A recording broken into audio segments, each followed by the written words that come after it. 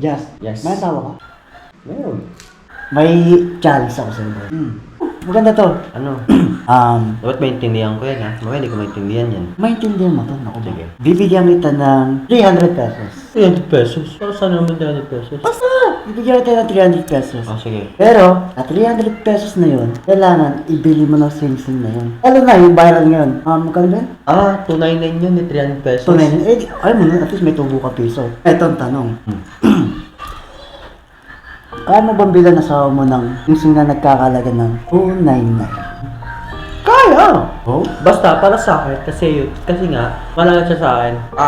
Kahit hindi anong gaano kamahal yun, at mura pa yon, ang pagmamahal, hindi nasusukat sa pera, or kahit anong mamahalin. Sapi.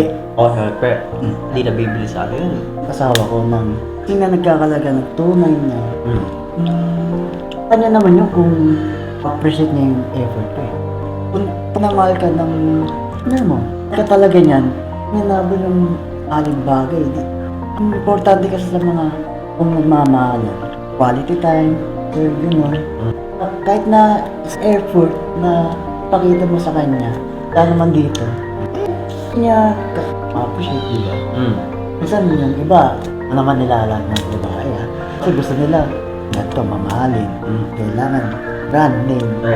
Ano ba masabi mo sa mga ganitong klaseng babae na Iba hanap nun. Gusto agad yung buhay naman. O sabihin natin na itong buhay na yun, masyadong mahirap. Kailangan masensitive talaga. Parang depende, iba kasi yung isip ng ugali ng tao eh.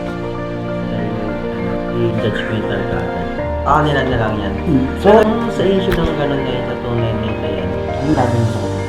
dapat tamad ang isa-isa, iba yung habol ng babae sa kanya. So, ng lalaki, kaya ganun ang bili ng lalaki kasi nga, kasabihin natin wala siyang pera, hindi niya kakayahan bumili ng ganong kamahal na bagay.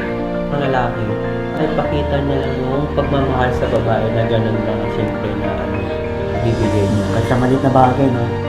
Sa maliit na bagay, mahalaga na yun sa kanya kung kung mahal talaga siya ng lalaki. Kung magka pa ng maghanap ka pa ng ginto, appreciate ng babae. Para magustuhan ng babae. Shit, motherfuck, man. Uy, huwag ka. Ay, sorry. I mean, kumbaga, ang mga ganung babae, gold digger eh. Oh, gold digger.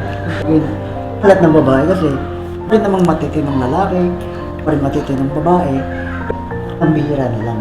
Mali panahon ngayon. Oo naman. Ba't ikaw matino ka ba? Oo naman, kasi ako, ilang beses lang talaga ako. Oo. No comment. Basta yun lang masabi ko. Ngayong issue na yun, narinig ko na rin issue ng tunay na yun, di ba? Ano man, gabi mo? Parang, ang big deal. Tulog kayo ha. Tulog na ako.